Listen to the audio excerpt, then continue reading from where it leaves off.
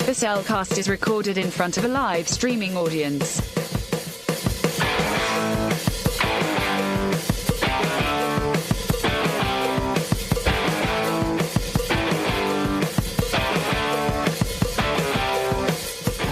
Hello and welcome to another episode of The Cellcast. Joining me today is a man who, well, he just is so happy to see a tree. Welcome, Jacob. To see a big tree that's going to absorb everything in the world and make it desolate. Yeah. Yeah, I'm totally down for that. Why, thank you. Let me introduce our co-host. A man who, on same dying world, thought it was a great idea to do a spirit bomb by absorbing the rest of the energy from the world in order to destroy said tree. How that worked, I had no idea, but it happened. Welcome, Drew. Well, let's face it. The spirit bomb was supposed to be Deus Ex Machina. Unfortunately, it never works except one time. That is true. Even in the movies, it only kind of works. Right. So, yeah. And I'm going to admit to you, as we bring this up, I am, at this stage of my life, more familiar with the Team 4-star version of this movie, which was Christmas Tree of Might. So yes. if I start thinking we're back in December, that's why. So here's the thing. I don't think I've seen Christmas Tree of Might. I think I've heard of it. I've heard people talk about it. I've heard even the creators of Team 4-star talk about this, but I don't think I've ever seen it. Soon and very soon, after Batman's done, oh my we gosh, will not be far away from Christmas Tree of Might, as that was the second Dragon Ball Z bridged film they did, with the first one being Bardock, father of Goku. Oh my gosh. So it's literally going to be before the end of the year. You will understand why I cannot look at the one with the buzz cut blue hair. I can't think of his name off the top of my head. I think it's Dies. Yes, Dies. Yeah, Dies. Why I can't see him and not be concerned. Oh gosh. So yeah, he was on the naughty list. Oh, okay. Of course, they're all on the naughty list. So stay tuned for that later on in this year. So yes. So why don't we get into what are we doing first? The Tree of Might. Yes. Dragon Ball Z, the Tree of Might. Yes. Why don't we get into our spoiler-free thoughts on it? Yes. Certified fresh and spoiler-free. This was the first Dragon Ball Z movie I originally watched back in the day. Like 25, 30, almost, I wouldn't say 30, 26, 28 years ago, probably. Yeah. They showed this on Cartoon Network back during the original Funimation Saban Ocean Group dub. Ooh. And that would have been the version I would have originally seen. Fair. Because that was the version that was on the Pioneer discs, I believe. Okay. So this is actually the first time I've seen the Funimation current dub. Whatever you want to call that. I gotcha. The one with the current cast, we'll say. Oh, okay. And as much as I don't hate this film, but it's not one of the better ones. I mean, it's not. It's still okay. There's still a lot of good martial art action in this. Yeah, we are not to not to Super Saiyan nonsense yet. There's only there are transformations in this. Yes, but good night is this an odd one because it's got an odd concept. It does. Not to get too much into the spoiler side of it. There is the Tree of Might is a tree that the enemies plant that that grows very fast, puts out a fruit, and if you eat the fruit, suddenly you've got all that power. All for an excuse to fight. Well, we'll get to that. Yes, we'll get there. We'll get to that here in a minute. This is just an odd film. I do suggest watching it because this is still one of the I hate to say more sane Dragon Ball Z films. Sane? Well, I mean, in comparison, Okay. this does not have like Broly's problems. Okay. In terms of why the Saiyan in that is the enemy hates him. Oh, worse. Doesn't have that. No. This is still designed to get kids whose parents took them to the theater for this thing, or went to the theater themselves, considering this is Japan, and went to go see this big movie collection of stuff in the theater. Go say, oh, I'm going to watch that show when I get home, because it's still kind of like, and you're still looking and going, it's still a giant tree. True. But here's the interesting thing: there might actually be a connection to Sailor Moon in this. There's not bunnies in it. Oh, there are bunnies in There it. are bunnies, but that's not the one I'm talking about. Okay. There's not a bunny on a moon, is there? I will get to the trivia. We get to the trivia. Oh, okay. But it's not that rabbit that Goku kicked, No, it's not Master Carrot. Master Carrot. Okay. It's not Master Carrot. Yeah. But let's just say that this was not an original idea for Dragon Ball Z. Ah. But like I said, we'll get there when we get there. Yeah. What are your thoughts on this? Wrong way. Again, this is my first time watching this film. And I rented it one night about 2 weeks ago, roughly. Yeah, because we were looking at last Friday. Yeah, we were looking at last Friday, but things happened. Yes. Last week, I watched it last week, and I was slightly disappointed with this film. Because, again, the last two movies we've done, they've been fun. All the ones we've done this comedies, Dragonuary. whatever, because they're all related to Dragon Ball. Yeah, we had two regular Dragon Ball films that were much more lighthearted, and then we had World's Strongest last episode, which is just goofy. I really enjoyed it. Yeah, and this is goofy also, but it's definitely much more fighty. Yes. So we lose that. We lose more of the comedy aspect to it in this film. Like Drew said, there's a little bit of comedy here and there, but the overall, I wasn't exactly. You have okay. It's okay. This is where this movie's going, and it just tumbles into its story, and the conclusion is like, really, this is where you're going with this movie. And again, be like, it's a Dragon Ball movie, it's a Dragon Ball Z movie, and at this point, you're starting to realize there's not a whole lot of plot. Like, there's a plot. Do not get me wrong, there is a plot. There is a plot. There is a plot. Unfortunately, most of that plot is done in the first 35 minutes. Oh, agreed. That's where I was going with And then it. it's just fighty. Exactly. This is really the first of that. We're setting up an excuse for Goku and a villain to fight, and that's it. That's what a lot of these movies will later end up being. Fair. Yes. So, with that said, be like, I enjoyed aspects of it. Be like, overall, I was kind of disappointed with it. It is good in the fighting aspect. The animation's very well done. The story, like Drew said, happens in the first 15 minutes of the film. And you're looking at a movie that has a runtime of a little over an hour. And I wasn't really that impressed with it. It has a very... Okay, that's your ending. That makes no sense, but that's me. So I will say before we get into this, Dragon Ball Z, The Dead Zone, and Dragon Ball Z, The World's Strongest. Yes. They were still, to a degree, feeding off of what Toei had done for the original Dragon Ball. Yeah, there was still a lot more of that goofiness and not as much of the action. There was still action, but action was not the primary focus. This would be that transitionary film where there is still some goofiness in here, right? In the form of a little purple dragon. Yeah.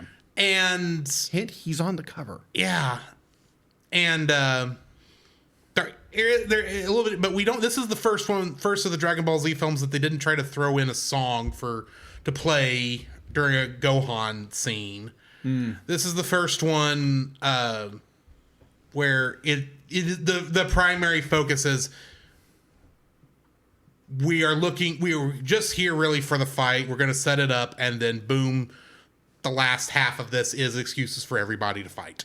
Okay. Granted, this is thankfully more than just a Goku fight, even though Goku is the one who's going to win at the end. True. So, because everybody, all the Z Warriors get to fight, thankfully, in this. Yeah, true. But, yeah. Why don't we go ahead and get into the spoiler-filled section of this film? Got it. The following is a spoiler-filled review for the film Dragon Ball Z, The Tree of Might. Listener discretion is advised. Dragon Ball Rosetto Chikyu Marugoto Chokesen, He would have done better than I did. which translates literally to Dragon Ball Z, a super battle for the whole Earth. So yeah, they are wearing what this is on its sleeve. There. Or as we know it here in the West, Dragon Ball Z, The Tree of Might, was directed by Daisuke Nishio, who would go on to direct many episodes of Pretty Cure, the magical girl show that took over for Sailor Moon when Sailor Moon went off the air, and is still going. Oh, okay. And that is a reason I bring that up. Okay, fair.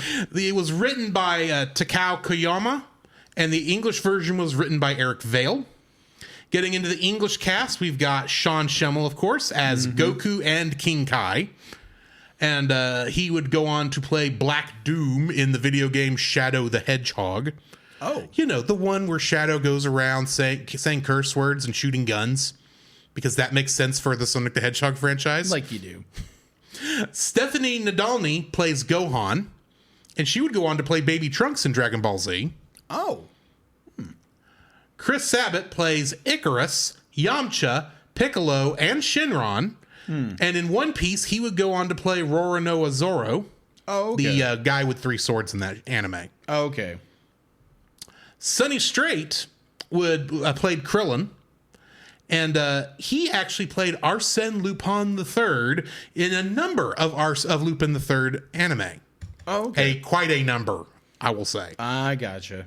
John Bergmeyer played Tien Shinhan, and in the anime Hetalia, he played Switzerland. Switzerland. Yes. Yeah, that's the one. That's the anime where they all the characters are anthropomorphized countries. Oh, okay. Still, I had no idea what you're talking about. Either way, Yeah. I may have to let you borrow something. You won't like it. Okay. And I'm only saying that because it is. You know the actual history in a lot of cases, and this does include the actual history, but it does it in weird ways. Okay. Because it's all one person for the entire country. Okay. Cool. Anyway, Yeah. Monica Antonelli was the voice of Chaozu and Puar, and those are her only roles. Okay. Has she continued to play those roles? Yes. Okay. But that's pretty much all she's done. These roles for the rest of Dragon Ball Z. Oh, okay. That's like the voice actor for Goku. Well, Sean Schemmel has gone on to do other things. Yeah, but he's primarily known for that. Yes, but he does have a career outside of Goku. Okay. Unfortunately, Monica Antonelli, while she is no longer the voice of these characters, this is about all she ever did. Oh, okay. Was these characters. Okay. Chris Patton was the voice of Turles, and he played Greed in Full Metal Alchemist. Go. Jeff Johnson played Kakao, and he didn't have many other options to pick either on what else he'd been in, but in Dragon Ball Z episode number 37, he played a character named Chunky McSleepytime. Chunky McSleepy. And that was just a funny enough name, I had to mention it. Oh, wow. Okay. Mark Lancaster played Dies, and he was Angus the Pirate in something called Thrill Ride. Robert McCollum played Raisin and Lakase, and he was Hero Killer Stain in My Hero Academia. Okay, I know who that is. And J. Paul Stevens played Amand, and he was additional voices in Evangelion 2.0 You Cannot Advance. Oh, okay. Nice. Kingdom Hearts connections. Besides the other 3 Dragon Ball films we've done this month, Okay. how many Kingdom Hearts connections do you think we have? Bear in mind, Akira Toriyama still counts. So at least one. There's a part of me right now be like, be nice to be hearing the Jeopardy music go off at the back. Exactly. I would say maybe 5, maybe. Any guesses in the chat before I reveal? 5, 4, 3, 2, 1. We got, besides Akira Toriyama, ones for a total of 2. 2, okay. Nice. In the Japanese version, Shinobu Satoshi, who played Kakao in this, was Fox McCloud in Super Smash Bros. Ultimate. Oh, okay. Gotcha. And that's all I've got for the cast list. What do we got in info and stuff? All right. So, info and stuff. IMDb has a 6.7 out of 10. Rotten Tomatoes, its audience score is 67. You'll be able to watch on Amazon Prime for $3.99. If you want a physical copy, it's available on Amazon. It is Dragon Ball Z double feature, Tree of Might / Lord Slug for $19.97 on Blu-ray, and it's widely available. All right, production was Toei Animation, Toei Company. For distribution, runtime was 65 minutes, so it's a little over an hour. Its first release date was July 7th, 1990 in Japan. Its second release in 1997 was Saban. This one was weird. Saban Funimation and Ocean Group, Ocean Studies, whatever, Ocean Studios, whatever. Yeah. In 1997, and then you have the Pioneer dub with Funimation with Ocean again. That's right. There is a second English dub. Yeah, there's a second English it's the dub. Same cast, but it's a different dub. Yeah, it's the 1998 version of it, and then you have the unknown AB group. I think in the 2000s, and then this one later. Yeah, this one later on. I think this one was done when they were putting out the orange boxes. Possibly. So that's about the time they were doing their quote unquote international English dub. All right, so box office. At the Japanese box office, the film sold 2.2 million tickets and earned a net distribution rental income, home video rent, of 800 million yen. At home video, Funimation later sub-licensed the home video rights of the film to Pioneer Entertainment, who also was associated with Ocean Productions, redubbed the film, and released it uncut on VHS and DVD on March 17th, 1998, which featured the then current English cast from the television series, dialogue more accurately translated from the original Japanese script and the original Japanese background music. Since then, Funimation released the edited film of Rock the Dragon edition, set with the Ocean dub on DVD in August 13th, 2013. It had 53. It has 53 edited episodes of the television show, plus 2 edited films of The Dead Zone and The World's Strongest, as they aired on Toonami. Once the sublease expired, Funimation also released the film on DVD called the Ultimate Uncut Edition on November 14th, 2006. As part of their set, the First Strike, also containing The Dead Zone from 1989 and The World's Strongest, which we just reviewed in 1990, with complete new dub done by Funimation's voice cast, which we know as the cast that we know now. Yes. Where was I? Yes. It was later released as a double feature, as I just mentioned a minute ago, along with Lord Slug in 1990 on a Blu-ray and DVD in 2008. Both features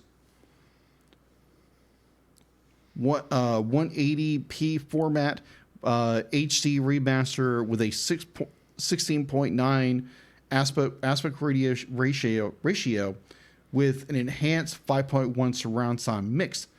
The film was re-released on DVD in remastered thin pack collection on December 1st, 2011, containing the first 5 Dragon Ball Z films. And that's all I have for info and stuff. Getting into the summary.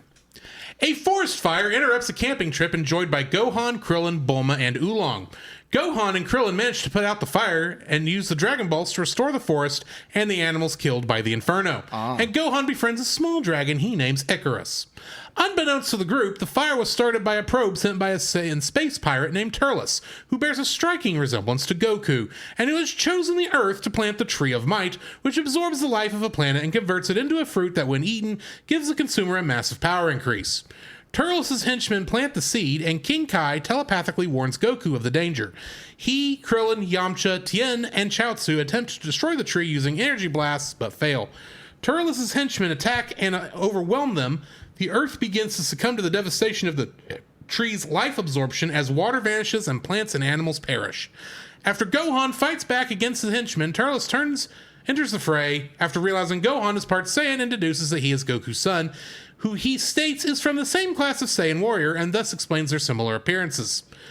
Gohan impresses Turles with his power level and invites him to join his conquest. Still, he refuses and attempts to fight Turles before Piccolo intervenes to rescue him. Turles forces Piccolo to protect Gohan, and the Namekian is dispatched. Upon noticing Gohan's regrown tail, Turles creates an artificial moon and forces Gohan to observe it, causing him to transform into a great ape, who attacks Goku but is calmed by the appearance of Icarus. Turles injures Icarus with an energy blast, causing Gohan to go into a frenzy before Goku severs his son's tail with an energy disc, transforming him back to normal and saving him from Turles' incoming energy blasts. Goku kills Turles' henchman and engages his evil doppelganger in battle. Goku has the upper hand against Turles until he obtains a fully grown piece of fruit from the Tree of Might and consumes it. With a sudden surge in power, Turles overwhelms Goku until his allies come to his aid. As they fight Turles with limited success, Goku begins to form a spirit bomb, but the Earth having been drained by the Tree of Might, does not have the energy left to fuel Goku's spirit bomb, which Turles destroys. However, the energy from the Tree of Might flows into Goku, allowing him to create another, more powerful spirit bomb. Goku confronts Turles underneath the tree's roots and blasts him directly with the attack, launching him up the tree, destroying them both. The Earth begins to heal as the heroes celebrate their victory. Piccolo meditates alone by a waterfall. That's it. And that's the movie. Getting into the trivia, this is the only movie, and the only time in Dragon Ball Z for that matter, in which Yamcha wears a gi with the turtle symbol on the front and the King Kai symbol on the back. His gi of choice after being resurrected in the series is actually the opposite, with King Kai's symbol in the front and the turtle at the back, and he is the only character to wear a gi in this style. This is the only theatrical movie in Dragon Ball Z to feature a Great Ape transformation. This is the first movie to feature a Saiyan as the villain. This holds the distinction of having the most English dubs out of any Dragon Ball related media. There have been a total of 5 official English dubs. The edited 1997 Funimation dub with Ocean Group and Saban Entertainment, the uncut 1998 Funimation dub with Ocean and Pioneer Entertainment, the 1999 Malaysian English Speedy Video dub, and the 2003 AB Group dub, and the 2006 Funimation Entertainment in-house redub. Turles is meant to represent what Goku would become if he had never hit his head as a baby. This is the only Dragon Ball Z film to have 2 replacement soundtracks for it. The 1997 Ron Wasserman score from Funimation Entertainment's initial attempt at an English dub, and the Nathan Johnson score from Funimation's later in-house redub. And lastly, Dragon Ball Z: The Tree of Might is the 3rd DBZ movie featuring the villain Turles, who plants a tree, as I said. It was released in the US as a 3-part special in 1997. Sailor Moon actually did a version of this in Sailor Moon R called the Doom Tree arc, often confused due to similar plot points about parasitic, energy-draining trees. Oh, okay. I'm going to have to watch Sailor Moon R because I don't remember parasitic trees in that one, but it wouldn't surprise me. No. Lastly, we do have, of course, where names come from. Yes. Because all names in Dragon Ball are puns. Yes, they are. Like all Saiyans, Turles' name is a pun on the name of a vegetable, namely lettuce in Japanese. In Japanese, his name is Taresu. Taresu. Which, if you rearrange the first two syllables, it becomes Reatsu or lettuce. Reddit. Okay, I thought radish. Yeah. Well, no, that would be raditz. That is true. Turles' men's names come from different nuts, beans, or similar foods. Okay. Almond comes from almonds. Cacao comes from the cacao bean, which is where you get chocolate. Gotcha. Days is for daisu, which is Japanese for soybeans. Raisin from raisins. And his twin brother Lakase, which when the way the Japanese would say it, or had said the Japanese version is rakase, which is Japanese for peanut. Okay. And that's the end of the trivia. Oh, okay. Jacob, what is your first like for this film? All right. So my first like of this film, there are bits and pieces of the movie I enjoy, but most of it I did not enjoy. Would be Icarus the Dragon. I know some people don't like Icarus. I don't care. But I'm not against Icarus. I know some people don't like him. But I enjoyed his introduction to this movie. I know some people are like, well, he was here. It's a character made for the movies, and he pops up with the TV show every once in a while. I enjoyed his. He's kind of he points our heroes to what's going on. He's kind of ignored. He's kind of a cute character that everybody like. Oh, he's kind of cute. I think we want our artsy staff pointed out, like in our. I think in one of our chat rooms, we like, oh, it's a dragon. I like him. Yeah, it is a cute dragon. Yeah, he's a cute little dragon. He's going to be on the cover art for this one. So in that case, I just enjoy his introduction to this movie. He's a fun little character. It's a change of pace. It's not just a bunch of, it's fighting. Do you not get me wrong? That's what Dragon Ball Z is known for. But your introduction of a dragon type character, and it's like, it brings up all kinds of questions. Like, did the dinosaur raids exist? Is it still existing? Which apparently in the Dragon Ball universe, that does happen. Yeah, there's dinosaurs. Or big lizards, whatever. But admittedly, the later on in the series you get, the less of the giant lizards do you see. Oh yeah, of course, because that was just more. It's fun. It's yeah, whatever. It becomes easier just to have humans instead of having dogmen. Okay, fair. Randomly in town. Fair. So I think that's more of a Dragon Ball thing, right? It was a thing introduced in Dragon Ball, but you can still see it throughout Dragon Ball Z. Yeah, very early on in Dragon Ball Z. But I do like Icarus. He's a cool design. He's the perfect complement to Gohan, and I saw one either or. I thoroughly enjoy his character, and hint that's why he's part of the cover art for this one. So yeah, I just like his introduction to the character. He's there. He points our characters what's going on, and everybody kind of ignores him. Be like, "Oh, you can have a pet," and he's trying to help people, but he speaks his own little dragon language. No one understands him. So he kind of catapults the story in a way. So I kind of enjoy that character.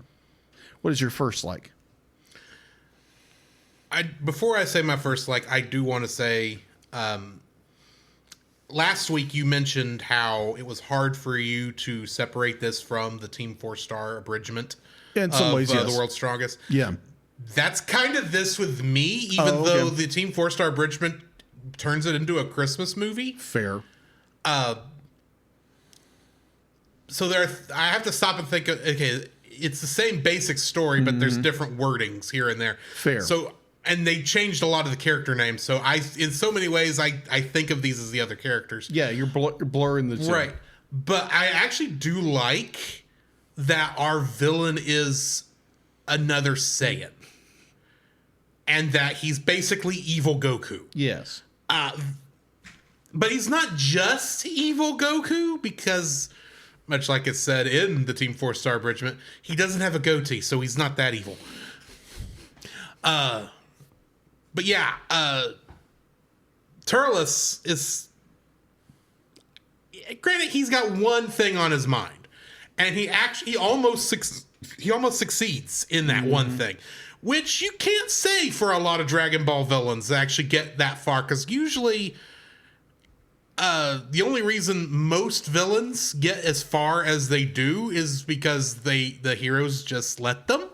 True. This one, the villain gets what they're trying to get because the heroes are no match for him for the most part. True. He is actually... This is like the first real one I think I've seen of all these where it's like, hey, sure, you'll get to Broly later, and Broly is literally overpowered intentionally. True.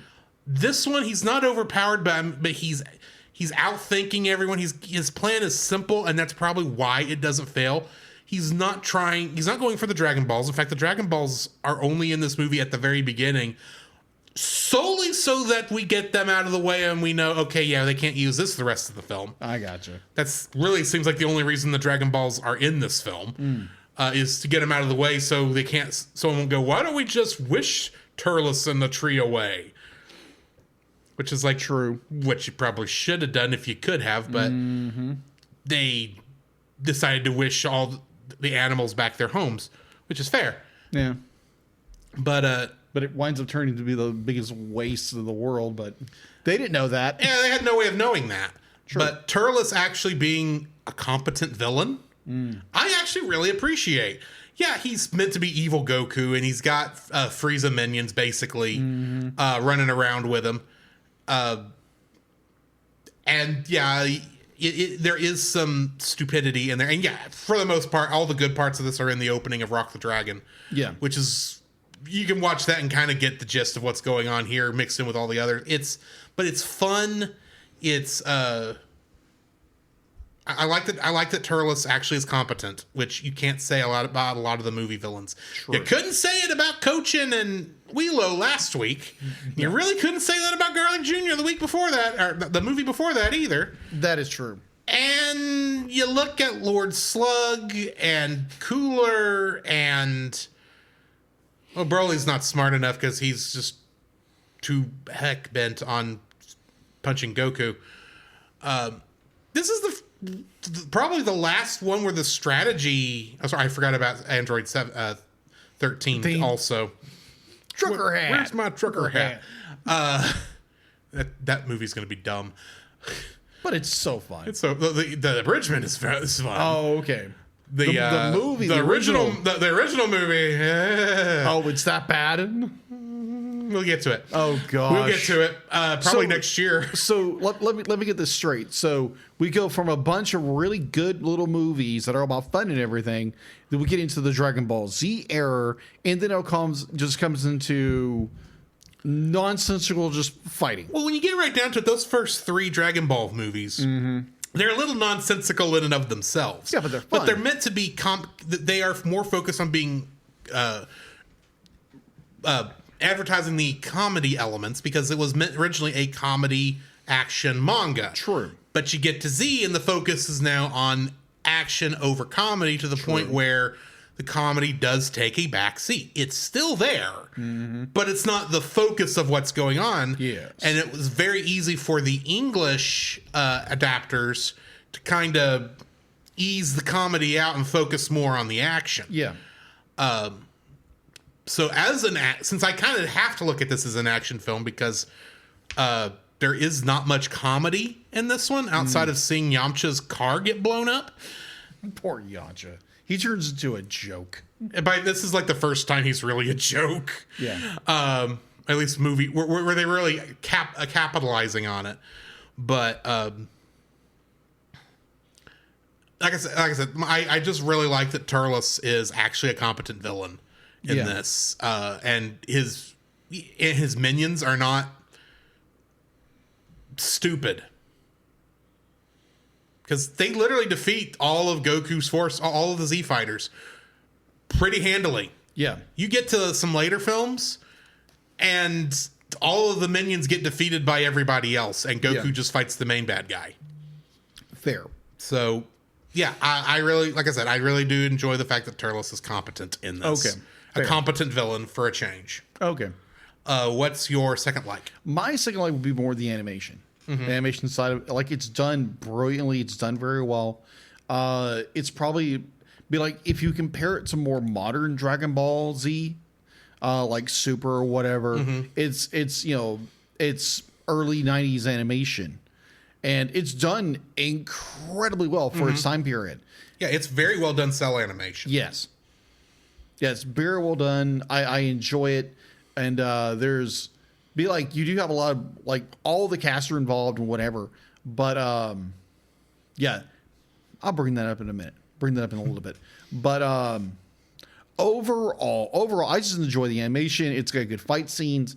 It engages you in that way of animation, and it's not like what I understand of the animation that came out of Dragon Ball Super originally. Well, I don't want to tease that too early. No. But we'll get there. No. There's a reason over the weekend we are happy to see that something's getting remade. That's all I'm saying. That's not Even if we have to watch it again. either or. So that is my second like is the animation and the fighty stuff. Right. What is your second like? My second like is that this is one of the few times King Kai is actually involved in one of the movies. And actually is the entire reason Goku and the gang even know anything's going on. Yes. And the thing is King Kai is not my favorite character in these films or in the show, but the fact that he's not usually the one telling, "Hey, Goku, you might want to know about this," and they have to, because I mean, I understand. I wouldn't want that all the time. Don't get me wrong, but King Kai does seem to be, and he is the quote unquote god of that, the head god of that part of the galaxy. Right. And he knows crap goes on around Earth. Right. Because Goku is there, and Goku's a magnet for this stuff. You'd think that when King Kai recognizes crap's about to go down, he'd call Goku up and say, "Hey, go take care of this." And this is, I think, the only movie where he does that. I mean, there might be a special later on that maybe does it, but really, this is the only one of the movies that actually does that. So it's like, okay, yeah, King Kai, you're being useful. Granted, I don't want you, like I said, I don't want him to show up all the time, but hey, at least here he's doing his job. True. So yeah, the fact that King Kai's doing his job for once is my second like. Fair. What's your third? My third like could be very similar to the earlier Dragon Ball and the earlier Dragon Ball Z films, that you have a full cast involvement. Like most of the characters do something in this film. Be like if it's a very minor thing or a full on, be like they're in the entire film, they're there, they're doing something. It's either they're in the fight, they're in here, they're in whatever. But I do enjoy that, unlike other Dragon Ball Z movies, and to be fair, Dragon Ball Super films. Yeah. Most of the supporting cast are literally just be like one little liners, whatever. They're barely in the film. But in a lot of cases on those films, I'm mentioning these characters, and it's like they have one line, but I'm still mentioning them anyway because they're there. They're major characters in the franchise. Right. Here, it's like, well, all these characters actually do something. For a be like, again, earlier films, they were all involved or they were introduced. But they're not just glorified cameos. Exactly. So yeah, I enjoy the full gamut of the characters are being involved in some fashion or form. Like in latter films, they're literally just small little cameos, or they get knocked out in the first 5 minutes. Right. They slowly become the red shirts of this franchise. Yeah. To show how powerful the villain is without Goku getting beaten up. So then Goku can come in and save the day after Goku gets beat up. So yeah, it's the full cast involvement. Right. Character cast involvement. Yes. What is your third like? My third like, believe it or not, is Icarus. I didn't pump in and do them when you did yours, just simply because I feel different about it. Fair. Icarus is not my favorite character. In fact, admittedly, I kind of like it when Team 4-Star beats up on the little guy in their abridgments of these films. But Icarus is kind of a nice character. It's nice to give Gohan somebody to hang around with. Yeah. Besides Piccolo. Yeah. Besides, it's nice that Gohan has a dog. Yeah. Because that's kind of what Icarus is. He's a very intelligent dog. Yeah. Just with wings. And that's even kind of how he's introduced, because he follows Gohan home. Yeah, that's true. And of course, Chi-Chi doesn't like that he's there and wants Gohan to get rid of him. And it's like, but Mama, I can take care of him. It's very much that stray dog followed me home kind of get, but it's cute. It's sweet in such a way. And Gohan gets so precious little childhood in the regular Dragon Ball Z story itself. It's kind of nice to see him having that here. That is true. So, yeah. So, a question in that regard of Icarus. When Chi-Chi is saying, be like, hey, get rid of him, run him off, whatever. Doesn't Goku say, be like, hey, he can build character or whatever? Doesn't he say that? Goku is the one who's saying, hey, Gohan having Gohan having Icarus as a pet, basically, will teach him responsibility. Yeah, I remember him saying that. And Goku's being a dad for a change. Oh my word. That was like, okay, Chi-Chi's being this like very strict dictator-like mother who's being like, no, Mom, you cannot have fun. You cannot have nothing in your life. Okay. But Goku's being the dad for once. Just saying. I know you've watched Dragon Ball Z Abridged. Yes. You remember the episode where they actually adapted the Garlic Jr. saga, the Kai? Yes. And we find out that Gohan has a tutor at that point in time. Oh, gosh, yes. Who's just whipping him over and over going, learn, yes. Learn. Literally, when Chi-Chi is talking about how he needs to be in there and studying, I was sitting there going, learn. It's like, because that's literally the stuff that should be happening right now. Oh my Why is that not happening right now? Because that happened later. Yeah. In filler arc, but yeah. Oh my word. But yeah, Goku getting to be a dad, Icarus getting to be a cute little dragon, and giving Gohan a childhood. Yes. Good night. Why did Akira Toriyama not give Gohan any semblance of a childhood? He gets kidnapped when he's 4 first by his uncle, then by a green man who is his father's enemy. Has to train with that guy for a year. Then gets into a big fight with 2 other big Saiyans. Then has to go to Namek to save his adopted father at that point, because that's what Piccolo is. And then gets into big fights there. Gets home, and then if you go by the anime with its filler arc, then has to deal with the Blackwater Mist and Garlic Jr. and his mother turning evil. Which, Chi-Chi evil, that's a weird concept. Yes. I don't even want to think about that. And then you get into the androids and everything. It's like Gohan does not get to have a childhood until Cell is gone. That is true. When his dad's gone, be like, oh, I could actually be a teenager. And then he meets Fidel and turns into the Great Saiyaman. Yeah, either or, be like, yeah. The Buu Saga happens. But yeah, getting... As a fan of Dragon Ball, people can rip on this movie and all the other films with Icarus in it all they want, and they can hate on the dragon all they want. I don't care. Icarus represents something Gohan doesn't get to have otherwise. Yeah, he gets to have a childhood, and good night. Gohan deserves a childhood. That is fair, because all children do. True, and I'm glad to see Gohan get a childhood with Icarus, at least for a moment, for a couple moments. Yeah. Then Lord Slug happens. Oh, Lord Slug. We'll get to that. Dislikes. What's your first dislike, my friend? My first dislike. The plot is bland and generic. Ain't it, though? Bland, generic. I also wrote that complete nonsense of a plot. Like, plot synopsis.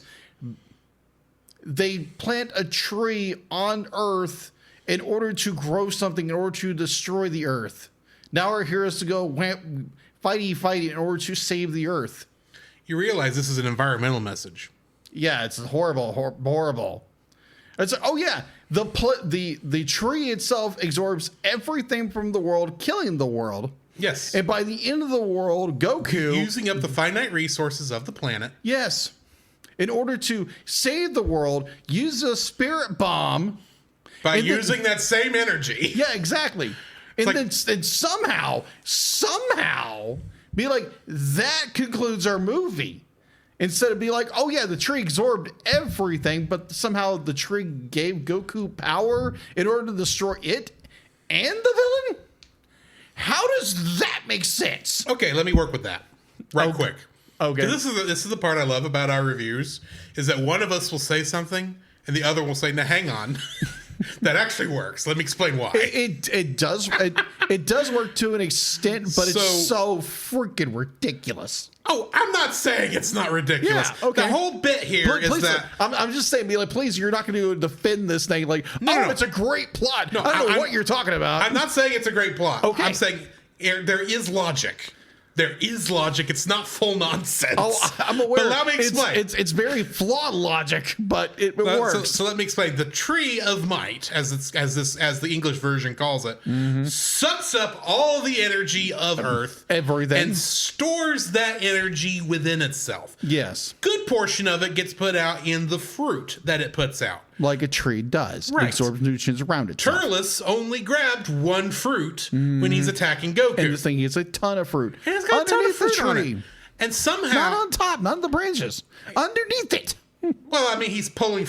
I'm getting to that because here's the thing: when Goku draws energy for the Spirit Bomb from the peoples of the Earth, they aren't with him most of the time. In fact, you get to Dragon Ball, you get to the Buu Saga, Goku is on the Supreme Kai planet, drawing energy from Earth. And that's the Spirit Bomb that works. And I don't know what my TV's doing. No. Well, I'm just be like, more for clarification. The fact that the Earth has been completely absorbed by the tree. But the energy so that means everybody's dead, including the animals, except for our main characters. No. It hasn't pulled all the energy yet. There's still some energy left. It's just a lot of it has been pulled and is being stored right there, so it's all local. Whoa, local? It happens to be localized in the same area that Goku's in. Okay. I'll disagree with you in a minute. Goku was trying to pull energy from the whole Earth, and for some reason that meant he wasn't pulling from the tree. This is the part that's illogical, because if he's pulling from all the energy from across the Earth, he should also be pulling from the tree. Should be. But when Goku finally realizes, all the energy is here, that's the spirit. That energy he pulls from the tree is what he ends up launching into Turles and having him uppercut all the way up through the tree. The tree makes like so many trees did in the north this last weekend. It explodes. True. And rains down yellow snow across the peoples of the Earth. And somehow... And that brings them all back to life because... magic. Plot. So, a wizard did it. Yeah. And that wizard's name is Bobbity. So I'm going to kind of counter your some of you're not countering me. I'm just saying, here's what happened. Yeah. Oh yeah, I agree. That's what happened. I'm going to counter a little bit, and that there is some logic in it, but if it's stupid logic. Okay. So, in the very beginning of the film, I think it's like King Kai mentions that, this is what it's going to do. It's going to absorb everything in the world, and it's going to leave the world desolate. Yeah, and so we get it gets close to that point. So let me finish. There's a scene where we see the Earth as it would be if the tree did it. Mm-hmm. So at the end of our film, we see that exact same image that plays. We used footage. Yeah, used footage, obviously. But I keep thinking, I'd be like, in my head, if we're seeing the exact same result, that means the tree has absorbed all the nutrients and all the energy from the Earth, including all animals and all human life. So the world's already been absorbed. So Goku's using a spirit bomb in order to try to destroy the tree, which there's nothing left. So that was my argument. Right. Last little thing I'm going to throw at you. Okay. We have no idea how ki energy actually works. No, we don't.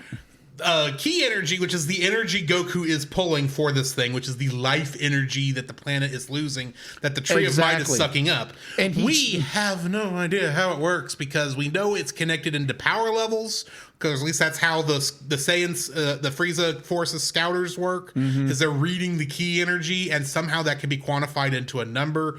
And so you have some beings that have more ki energy than others. Some can build it up, some can't. Right. But there's no real reason how it works. And quite frankly, Earth has given its energy to Goku so many times that it's a wonder it's still around by the time Dragon Ball Super happens. Or the Dragon Balls. Let's just say it. Well, that's the other thing. We don't know how the Dragon Balls work. GT, anybody? I know it's not canon. I get it. It's not canon, but I'm going to bring it up anyway. We actually still don't know if it's not canon. That's the sad part.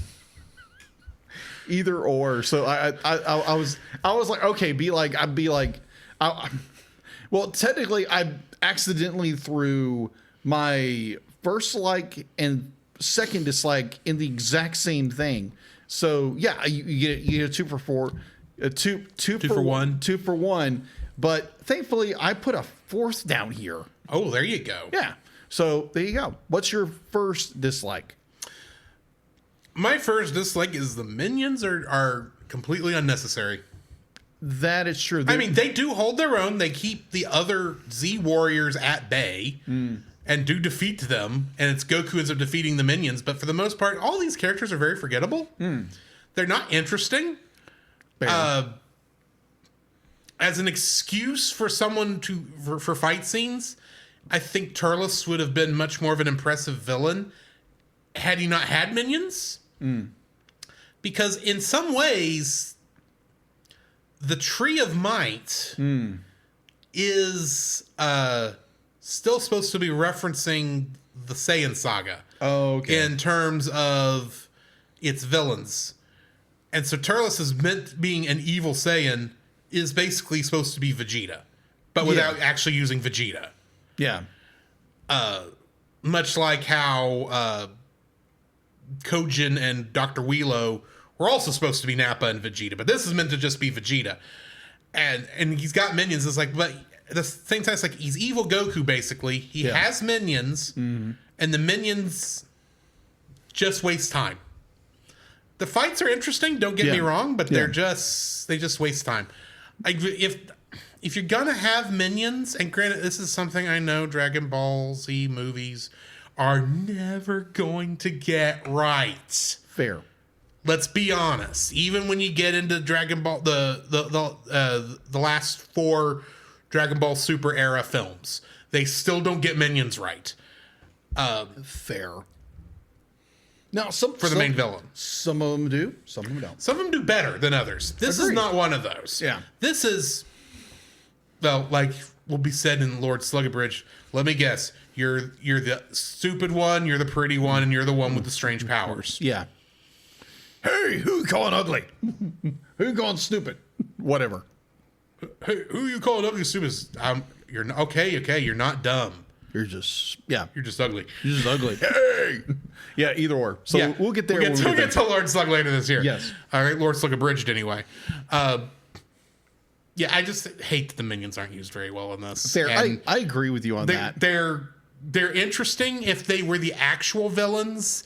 The fact that they have a hierarchy and they seem to be working together, but the fact that they're all working for Turles, but they all seem to not be working for Turles because they're all doing their own things, even though they're all wanting the Tree of Might. But let me ask this question. So Turles is described in some of the texts as that he's a pirate. No. He's not a pirate. Okay. Let me rephrase. Some dubs tried to say he was a space pirate and not working for the Frieza Force, or with the rest of the Saiyans, right? Because if you're trying to connect it in Okay. In canon, technically the only Saiyan that's still out there besides Goku, Raditz, Nappa, and Vegeta, Right. which are the 4 main ones we knew survived the planet of the destruction of planet Vegeta. Yeah. The only other one we know for certain, only two we know for certain, is Vegeta's brother Tarble, and of course Broly. Namely Super Broly. Yeah. Not the original Broly. Right. Or as Vegeta calls him in the Boo Bits, the good Broly. The good Broly. The good Broly. Boo bits. Oh my gosh. But yeah, it's the thing. It's Fair. a thing. Fair. And the minions just don't get to have... The minions don't have a meaningful role in this, but they almost do. It's a weird thing. The entire reason they're there is to plant the Tree of Might and fight all of Goku's friends. Yeah. It's the entire reason they're there. Exactly. Turles is really the mastermind behind the whole thing. And yeah, I get that you're going to have minions who work for the mastermind. That's their role. It's just, I wish there was more to them than just these flat characters. Oh, agreed. That's what you get down to, is they're flat characters. Yeah, the minion characters in question are, minions, whatever you want to call them. Goon Squad. In fact, the Misfit minions in Christmas Tree of Might that Team 4-Star does, same visual designs. They all have backstories. We all know who they are. I'm gonna have to watch this film. I haven't watched it yet. We'll get to it. Yeah, we'll get there. But so they're better handled than these versions, and the other one's technically making fun. So I want to bring up one point where the fact to be like, you take the last one which we reviewed, which is the world's strongest, the villain, the minions, the underlings of our main villain actually did something for a change. These characters literally, they come in and get wiped out pretty quickly, as far as I remember. And they really don't do anything. But like, they show up, they plant the seed for this big tree, and then they go fight and get beat. Yeah, that's it. It's definitely a plot simple problem. plot. It's definitely a plot problem. Yeah, but yeah, I think you could still have a good fighty primary movie and still not have these issues. Case in point, Final Fantasy VII Advent Children. Fair. Because that's still mostly a fighty movie. That is true. But it's got a good story to back it up. So minus, let me especially the complete version. Let me bring up one thing. The problem with later Dragon Ball Z movies, like I said before, is that your plots get thinner and thinner and thinner and thinner. More formulaic. So all your other characters become secondary, and then they become like third, fourth, fifth. And your villainous extras start getting flatter and flatter in terms of character. Exactly. I am not saying I want these to all be as well thought out as yeah, I'm not expecting them to be as well-rounded a villain as, say, Frieza or Cell or the androids or anything like that. Right. I am saying that these characters need to be a little more three-dimensional. Yeah. Thank you, Artsy. Yes, robust. That's actually a good way to put it. Yeah, that's what I was looking for. I just going to find robust. So yeah, that's my first dislike. Okay. What's your second? My second, there again, I put 1 and 2 together by mistake, so there you go. My second / third dislike is the fact that Turles is literally just a copy of Goku, just with darker hair and darker skin and a villain. Not to be confused with the character in Dragon Ball Super. He's like an evil me. Yeah. But he doesn't have a goatee. I'm going to imagine him with one. So evil. Mirrorverse universe kind of thing. It's fun. But it's just more like, okay, he's a carbon copy. Like, oh, yeah, not a carbon copy. He's just more, he looks like Goku because that's what they did. They literally just copied Goku, made him slightly different, put him in like Vegeta-like armor, changed that up slightly. Yeah, gave him Saiyan armor. He's Goku in Saiyan armor. Yeah, pretty much just darker and be like, oh, I'm a villain. Oh, I want to do this. And like in the movie, let me, if you can help me with this, does the fact to be like, is there any mention in the film where Turles mentions having allegiance to, you know, the Saiyan race or anything like that, or is he just like he's a rogue agent? To my knowledge, they never actually say who Turles is actually working for. Yeah. Bear in mind, when this movie was coming out, they had barely Toriyama had barely come up with Frieza. Right. And the idea that the Saiyans were working for them. The entire reason Raditz came back to Earth to get Goku to help him, Nappa, and Vegeta was because they were spying and selling planets. Fair. They were helping to buy and sell, but the fact that they were buying and selling planets for Frieza did not get really fully rounded out until probably long into this movie's production.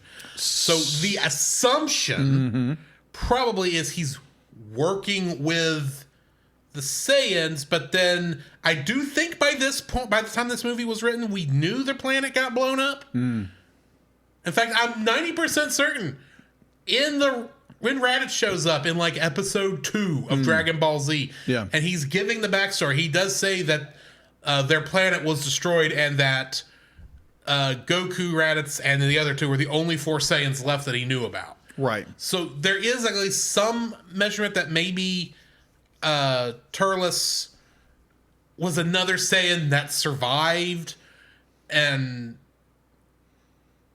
maybe is still working for Frieza because Vegeta was technically still working for Frieza. Right. It's not really gone into, and I can see how Raditz being technically a low-class warrior of Nappa and Vegeta would not have given him the respect enough to assume that he could be trusted with that kind of knowledge, that there was maybe 1 or 2 other Saiyans. I am rationalizing a lot here. Okay, so here's because I think even Vegeta later on, but at the same time, this movie's not canon, and we don't even know how it fits into the quote-unquote alternate universe of the movies. So yes. So here's my theory. Here's my theory of the fact of Turles. I want to call him Raditz because he's literally just a Raditz clone that looks like Goku. Yeah. To me, I think he's more because he has his own agency. Be like he's trying to become the world, like literally the world's strongest. Or he's trying to take over the universe. He's got this tree. He's definitely got that kind of vibe. Yeah, kind of vibe, but I think he's more of a lone agent. He's a rogue agent from, you know, the Frieza Force or whatever. It's like he's starting his own evil empire. Yeah, and right now he's only got about 6 people. That's what it sounds like. Be like he found this tree of might and he's going to grow it on Earth and be like he comes to recruit Goku, very similar to what Raditz did. But I think it's just more like he doesn't have an agency for like Frieza or the Frieza Force or whatever. Yeah, he doesn't have that kind of allegiance. No, be like again, he's a rogue agent, but like he's a pirate in a way, as some dubs called him. Yeah, but be like, I think he's a lone agent. He's a lone agent doing his own thing, and he's a villain to be a villain. I want to destroy the world. I want to gain power, and he winds up getting destroyed. But the very thing he brought to, was going to bring him power. At the same time, while I'm agreeing with you, I want to point out that Toei probably had not put that much thought into the character. No. Their thought was, he's an evil Goku, that means he has to be killed. Yeah, so just be like... Who he's working for doesn't matter. Yeah. But based on what the movie gives us information-wise, that's what I deduce from it. Yeah. So that's... Again, he's a Raditz Goku clone. Pretty much. That wants to numb on fruit and become powerful. Kind of like, what was the One Piece pirate guy? Monkey D. Luffy did eat the gum fruit that gave him stretchy powers, and now he can't swim. Right. But that's the first thing I thought of. And those devil fruit things are like the initial power up for most of the pirates in One Piece. I haven't gotten very far in that show, so don't get me lying. Either or. That's the first thing that popped in my head was Luffy. I mean, the primary thing I remember about One Piece is the 4 Kids rap. Oh gosh, that's the first thing I think of too. Anyways, we don't have to go there. Set sail for One Piece. Never mind. It'd be like we get into a song and then he just turns into a karaoke machine. Either or. And my second dislike for this film is Turles. Okay. I know he was also one of my likes because he was a competent villain. Yes. And I base that solely on he was probably the most successful villain I think the movies have that's not just overpowered horribly. And because when you're overpowered, you don't have to think. Right. That's the thing. He's not overpowered even when he eats the fruit. So he does have a plan, and that's why I call him competent, and that's why I like about him. What I don't like about him is that he's evil Goku. True. He's literally what would happen if Goku had not fallen out of Grandpa Gohan's basket and hit his head and had all the quote-unquote evil Saiyan knocked out of him. Gotcha. That is the entire reason he exists. Exactly. It was no more thought was put into this character than evil Goku. Yeah. And the sad part is we're going to get evil Goku later and done far better. Fair. So yeah, evil Goku. And the reason it's done far better is it's not even technically Goku. Spoiler alert. Fair. But yeah, I hate the fact that Turles, our main villain, his entire thing is he's evil Goku. And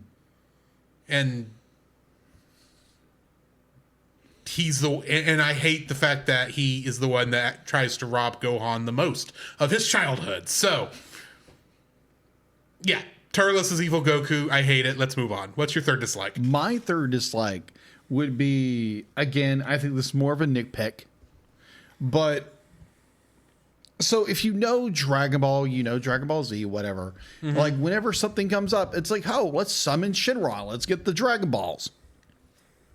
They're like, if you're Bulma, you just want to be young forever, whatever. Or you're Oolong, you want panties. Everybody else would be like, I want... Bulma's first wish that she wanted was a boyfriend. And she technically got it twice. Okay. Yamcha and Vegeta. Okay. And she never actually had to wish on the Dragon Balls for that. Later on, all her wishes for the Dragon Balls was, make me look younger, but don't make it obviously that I'm younger. That's where I'm going. Much like how Frieza only wants 5 inches of height, so it's not obvious he's using different methods to get bigger, taller. Yes. So again, the weirdest moment in any Dragon Ball film. That is weird. Resurrection F is weird. Oh, it wasn't Resurrection F. That was Broly. That was Broly. That was the whole reason Frieza wanted the Dragon Balls in that movie. That was right, because he wanted 5 inches. He wanted to go 5 inches taller. So he wanted to pull a Bulma. That was the joke. A modern Bulma. That was the freaking joke. Yeah. Like, oh my word. Again, this is a nitpicking, kind of the abuse, air quotes, abuse of the Dragon Balls that most of them happens. It's like, oh, we need to resurrect our friends or whatever. Yeah. So we have this forest fire, which happens, which later we realize, it was started by a probe or whatever. And it'd be a reject from the far side of the galaxy. I swear, it looks like they based it off of an old sci-fi robot. Or The Empire Strikes Back. I think they both stole. That's what I thought. I think they both stole it from an older sci-fi movie, possibly. Because I remember this kind of or sci-fi TV show. Because I remember this old movie that had this probe thing in it, right? Which is like a spider, upside down spider, where the eye was hanging down underneath it. I know I've seen that in another sci-fi movie besides Star Wars, probably. But either way, probably. So the problem, I'd be like, again, this is a nitpick. The fact that the forest is burned down, like, in the movie, they claim the entire forest is burned down. I highly doubt the entire forest is burned down because how quickly they were able to suppress the fire, what have you, save all the animals. And they wanted to gather the Dragon Balls to rebuild this population of the or regrow or instantly regrow this part of the forest, because in the movie they say it's an entire movie, but due to their swiftness, they are able to put the fire out fairly quickly. So I don't think it was the entire forest. And so they burn a wish literally to regrow an entire forest for their forest friends can have a place to live. You say they put the fire out quickly, and I will grant you they put it out in one night. It didn't burn for 5 days. That is putting a forest fire out quickly. Incredibly fast. I will grant you that. At the same time, I think you might be reading too much into, it's only part of the forest because there's no way you're putting logic to this? It's Dragon Ball Z. There's not that much logic. Again, this is a nitpick. I mean, yeah. Because, like, in the time frame we are given, our characters are able to put out the fire in a nightfall. Good night. So within a weekend, here's what happens. The forest burns down. They get it put out. They go and find all 7 Dragon Balls in an opening montage, and then get the dragon, wish him back, wish the forest back, and then go home. And Chi-Chi starts yelling at Gohan because he brought a dragon home. Yeah. That happens in the course of a weekend. Because, like, over the course of in the series, it takes them how long to find Dragon Balls? Sometimes whole seasons. Yeah. And over the course of the weekend, they find 7. To quote Gohan in Christmas Tree of Might, it's amazing how easier this got over time. You're not kidding. Of course, I like how they explain the forest fire in that one. Oolong, I thought you were watching the campfire. I was. It was beautiful. My gosh. I find that funnier. Yeah. So either or, I just find it just like again you're applying logic to a Dragon Ball Z movie, but at the same time it's like it burned the entire forest down. Okay, and then you spent a day finding the Dragon Balls and then summoning Shenron to restore the forest. I'm thinking in the back of my head be like, one, that wouldn't have happened. Like again, I'm applying logic to a Dragon Ball Z movie. It's just more like that makes no sense and a waste of a trip because the forest is going to regrow. Just let it grow back. Okay. But again, your problem is they wasted a wish on regrowing the forest because they wanted their forest animals to have their home back. You know, animals can repopulate other areas, right? I'm aware of this. They're animals. That is not the point. Oh, I know. The point is they needed a cool way to open the film and having a montage of them collecting the Dragon Balls to wish back a forest so that you have a good excuse why Goku and the gang don't just use the Dragon Balls to wish the tree away. That is true. I agree. But here's that is the whole reason for that opening scene. Hold on. The fact that they're able to round up all 7 Dragon Balls in a weekend. Yeah, I know. Mind you, maybe even half a weekend. I'll give them half a weekend. It really looks like they do it in a day. They literally do it in a day. It's that long. Yes. So the fact to be like your argument is so they can't use it to destroy the tree. If they can find these balls in a weekend. That is the reason the writers did it. Yeah, I know, but it makes no sense. If you can find the balls in a half a weekend, and then this big thing shows up, why don't you just go and do the exact same thing? Go track them down. And I have your answer, sir. Just let me finish my argument. Be like, why don't you be like, that's the plot of the story. I get it. That's what they're doing. But at the same time, it's okay. You just set up they can find the Dragon Balls in half a weekend. And now it's like, oh my gosh, let's forget about the Dragon Balls for this one. Go find the stupid Dragon Balls and wish the stupid thing away. Period. But no, they don't do that. Let me tell you why they can't. Okay. Way it's called way back in the original saga of Dragon Ball Z, literally episode numero uno. It is revealed, actually it may not be episode 1, but it's definitely in that first saga. It is revealed that it takes a year for the Dragon Balls to recharge. In that year, they appear as rocks. Smooth rocks that are indistinguishable from all other rocks. So they do this in one weekend, and then literally a week later at most, right, the Tree of Might shows up. They can't use the Dragon Balls. They're recharging. Okay, fair enough. And that's not me pulling that out of my butt. I'm aware you're pulling from lore. I get it. I am pulling from lore, and that is the reason in lore why they can't do it. I get why you're saying that would make it so much easier. And that's why I say the entire reason that opening. I get it. That's the entire reason they wrote that into the opening was so that they could not use Dragon Ball Ex Machina to win the day. But they use Goku as a gay ex machina. Well, Goku Ex Machina makes sense. He's the hero of the story. Yeah. He's going to kick butt, save the day, all that jazz. Yeah, so even though I have not seen this film yet, I know in one film, Goku is no longer with the characters, and then he pulls a Deus Ex Machina and literally forces himself into the story to fight the villain. I don't even remember which film this is, so. Yeah, I don't remember what it was either, but he literally... Because literally, I have never gone past Broly. That's fair.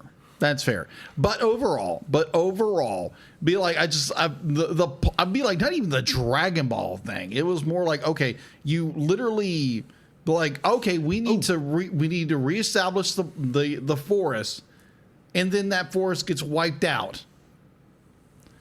In the same film. I know. So you literally it's a waste of a wish. Wasted a wish. It's a waste of a wish. I grant you. But at the same time, the writers. That's why GT was there. I can't help you, sir, because what you want me to. I am happy when I say that. What you want me to come up with is an excuse as to why it wasn't just the plot needed it to happen. I can't help you. The plot needed them not to be able to use the Dragon Balls. That's why it's happening. Again, it's a nitpick, and I know it's not the plot, but at the same time, I'm like, really? That's your whole thing, and it takes an entire season to go find Dragon Balls, and you can find it in one weekend or half a weekend?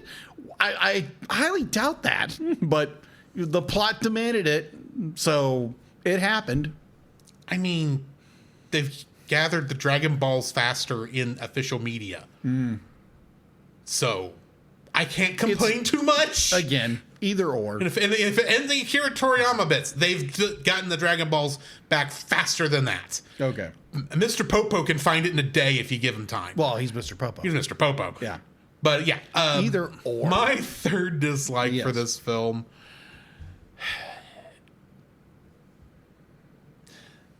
It comes back to a nitpick I had with this one last week. Okay.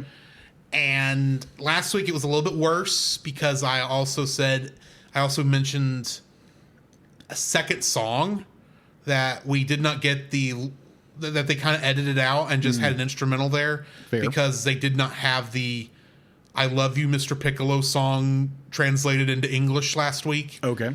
But both this film and the last film, I'm assuming a rights issue, they replaced Chala Head Chala with random U.S. instrumental by Faulkner. Can't think of Faulkner's first name. Anyway, they replaced the music with an instrumental. And wait a minute, this was a Faulkner score? Well, no, it wasn't a Faulkner. But the whole thing wasn't a Faulkner score. Oh, okay. But the actual quote-unquote Dragon Ball movie theme that Funimation used. That's right, yeah. Is Faulkner. Oh, okay. Gotcha. But the other one, I think I said, I mentioned earlier that the guy who did the music for this one was, if I can find it, Nathan Johnson. Okay. Don't know who he is, but Nathan Johnson. Gotcha. But yeah, I know the theme song. Yeah. They could have had Chala Head Chala, the original Dragon Ball Z theme song. They could have. They could have. And we don't have it because didn't have the rights. Not how the U.S. market had worked at the time. Mm-hmm. They don't want to make another dub and don't want to pay more licensing fees for a song that they've only ever had in the English media one time, which was at the end of Battle of Gods. It's the only time we've had Chala Head Chala as a theme in this. It's annoying to me because I watch it and go, I can see how this is timed with Chala Head Chala. I can see the timing there, but I'm hearing it doesn't fit. It doesn't fit, and it bugs the crap out of me. Okay. but it's also a nitpick because it doesn't matter. That's Because true. That was like my third, fourth. It'd be like it's a nitpick. I literally I could just grab my controller here and go bloop. Japanese score for the theme song. Oh, theme song's done. Back to English dub. I could literally do that. No problem whatsoever. Right. But it's a nitpick. It's one of those things that bugs me because as I've gotten older, as much as I like Bruce Faulkner. Okay. As much as I do kind of want to go back and listen to the Bruce Faulkner score if I ever go back to watch DBZ again, I also like the Japanese version music. I like both. So what you're saying is a personal preference. it's a personal preference. Fair. If I'm going to be listening to the Japanese music, which I did in this dub because that's how this one is set up. Unlike last week with this wasn't the Japanese music because this is the Nathan Johnson score. Yeah. But at the same time, it's like, can we anyway. I get annoyed that it's one thing when it's just background music that things are not timed with. Fair. Versus a song that animation is timed with. Now, granted, you listen to Chala Head Chala with the actual Dragon Ball Z opening like we would have had last week.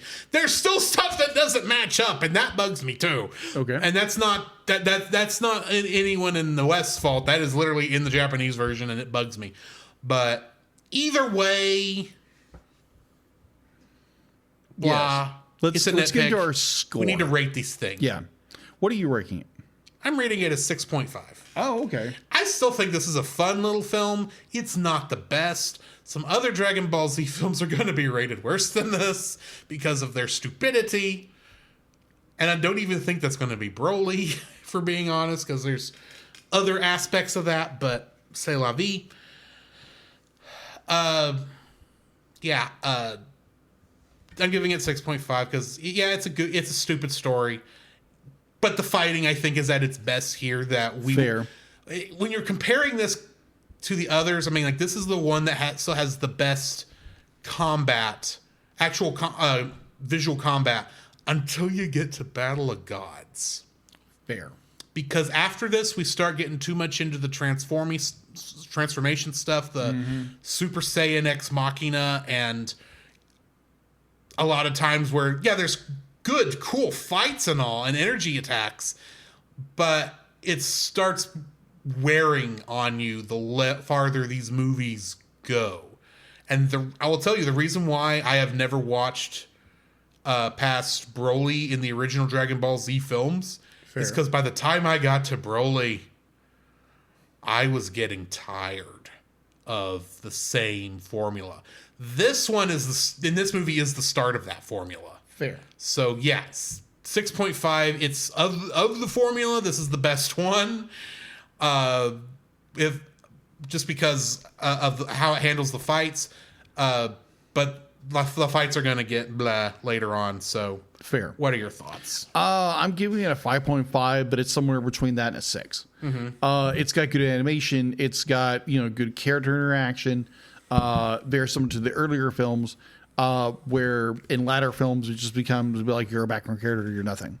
But there are like plot problems, and our villain is literally I'd be like from your arguments, I kind of agree with you that his overall plan is good, and he does wind up being the snot at everybody. And so Goku pulls, a Goku and beats him. Yeah, because Goku's got to win by the end. Yeah, exactly. But I think it's just there's little things here and there that kind of holds it back as a film. I really didn't overall really enjoy it. There's parts of it I enjoyed, but overall I really didn't really enjoy this because we go from what we watched for the first couple of weeks in Dragonuary for 2026.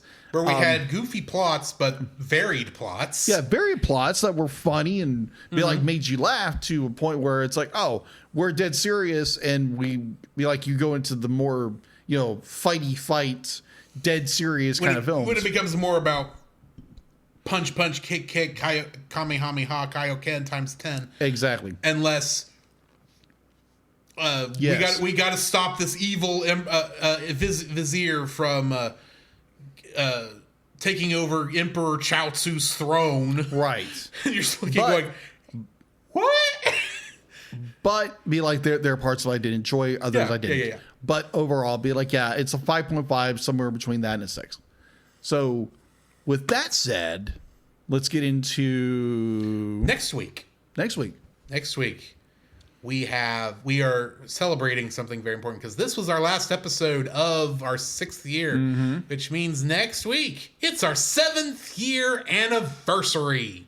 Yeah. So yeah, this Friday we're going to be kicking back, having fun, talking about what we liked this year, what we didn't like this year, the good, the bad, the upcoming, because we got stuff coming. Yeah. We're gonna do that. Upcoming projects, whatever. Upcoming projects. It's kind of our state of the podcast. Yeah. Except it's a celebration, and we're gonna talk. And as always, we're gonna be talking about what upcoming animated movies we're looking forward to watching in theaters. That is true.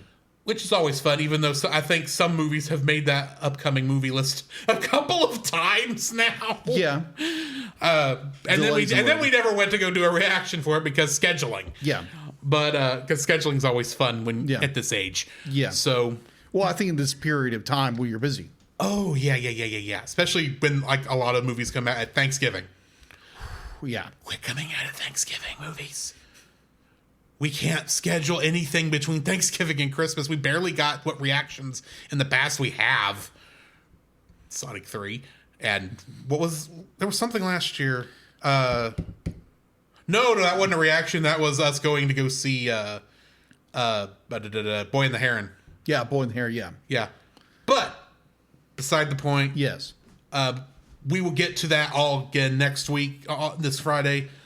On the other side of these bumpers that we are about to play, we are finally finishing Outlaw Star. Thank you. The most,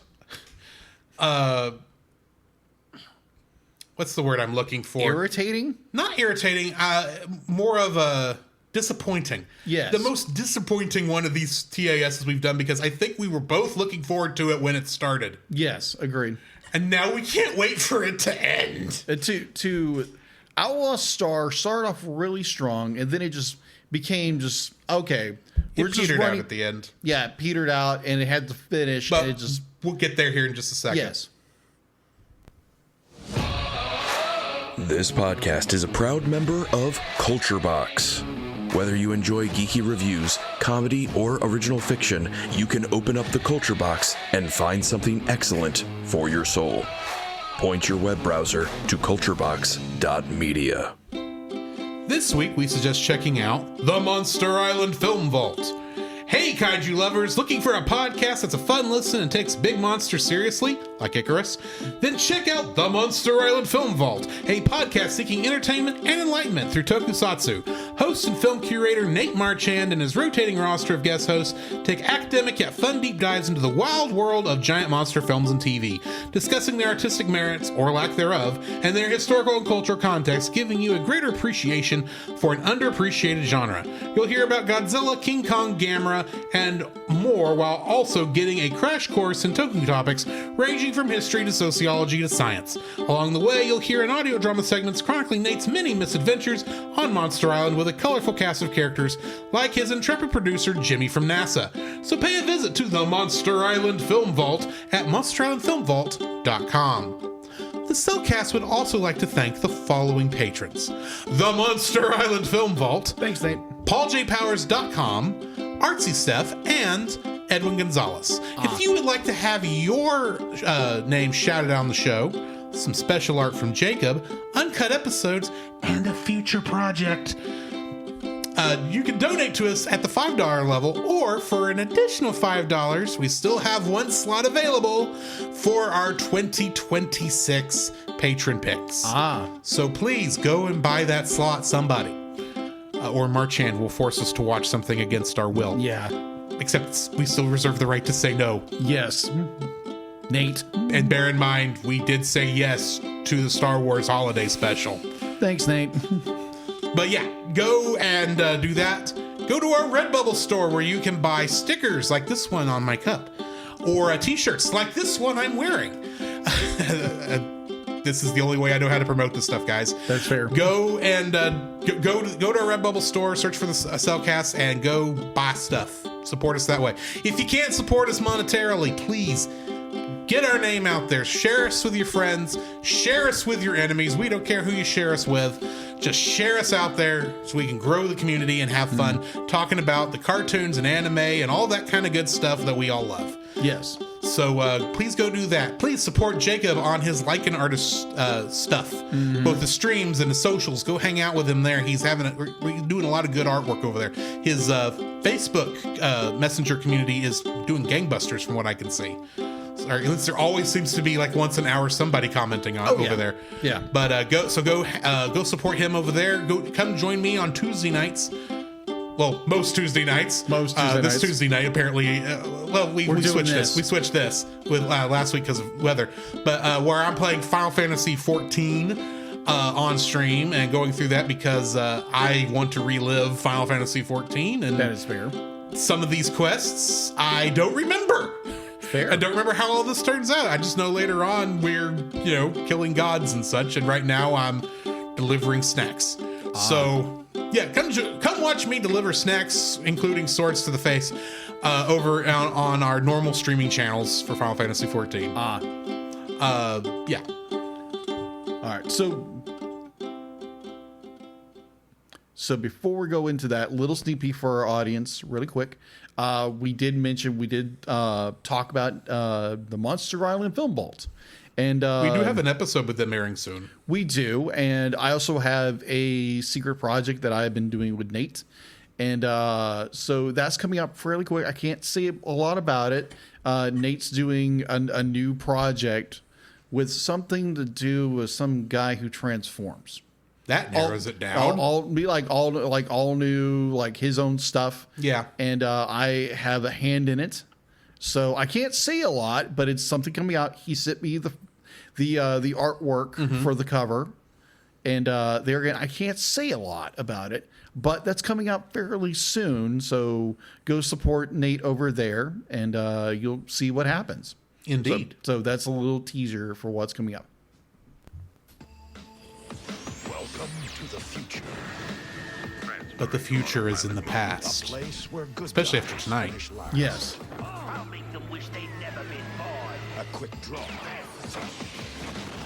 is the best defense. Nothing personal, but I'm here to kill you. And your wits are all you can count on. Can I just give a quick shout out to the marketing team at Cartoon Network for this Toonami segment? Because they do an excellent job of hyping these shows. Oh, yeah, you're not kidding. You are not kidding. And plus, it'd be like Peter Cullen as your narrator. Oh, yeah. Just money right there. Money. Utilizing the latest technology, a living starship has been built with the power to find the galactic ley line. 5, 4, 3, 2, 1, all systems green. By twist of fate, it has fallen into the hands of an outlaw. An Kind outlaw of. named Yeah, Starlight. he's not an outlaw. Really? He's not even a Robin Hood. No, he's not. It'd be like. We'll get to it. We'll get there. We'll get there. Together with his crew of bounty hunters, he'll take They're not bounty hunters. Well, they are. No, they're not. No, they're not. Technically, Gene's a bounty hunter, but Technically. Star. Weekdays at 5:30. Time to roll the dice. All playing Toonami. So. funny story. Okay, go ahead. I went to start this. I watched these episodes last Friday before we postponed the episode. Yes, fair. I go to turn my, and I still had the disc in from the week before. So I'm turning the player on, and it starts in the middle of an episode. Going, wait, what? Why is this in the middle of an episode? Did it start weird? Come to find out, I had shut last week's episode off 5 minutes before the episode finished. So I actually had to watch a little more this week. Oh, okay. So because I did not see who all got sucked into the galactic ley line at the end of that episode. Gotcha. So fun times. So 2 things. One, I would like you to bring up Jake's comment real fast, if you would. Yoink. All right. So yes, be like, do you like it? Do you like what's going on? There again, I can't say a lot publicly.